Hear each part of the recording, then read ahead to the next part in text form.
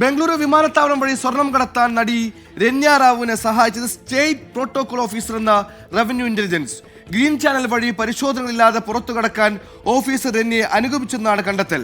അതേസമയം സ്വർണ്ണക്കടത്തിലെ പോലീസ് ബന്ധം അന്വേഷിക്കാൻ സർക്കാർ പ്രഖ്യാപിച്ച CID അന്വേഷണം പിൻവലിച്ചു. പക്ഷേ രന്യയുടെ പിതാവിനെതിരെയുള്ള DG റാങ്കിലാണ് പിതാവിനെതിരെയുള്ള അന്വേഷണം പോലീസ് തുടരും.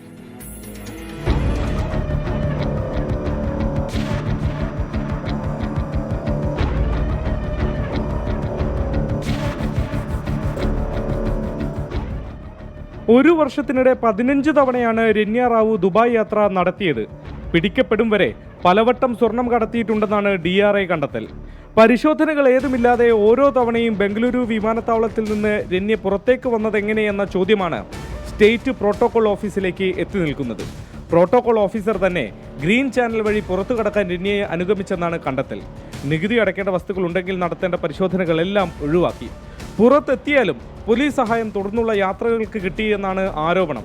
പോലീസ് സഹായത്തെക്കുറിച്ച് കണ്ടെത്താൻ സർക്കാർ CID അന്വേഷണം പ്രഖ്യാപിച്ചെങ്കിലും തീരുമാനത്തിൽ നിന്ന് ഇപ്പോൾ പിന്നോട്ട് പോയി.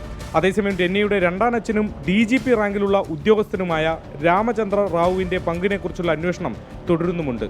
അഡീഷണൽ ചീഫ് സെക്രട്ടറിയാണ് അന്വേഷണം നടത്തുന്നത്. തനിക്കും മകൾക്കുമെതിരെ അപകീർത്തികരമായ വാർത്തകൾ നൽകുകയാണെന്ന് ആരോപിച്ച് ചില മാധ്യമങ്ങൾക്കെതിരെ രാമചന്ദ്ര റാവു കോടതിയെയും സമീപിച്ചു. 24 മുംബൈ.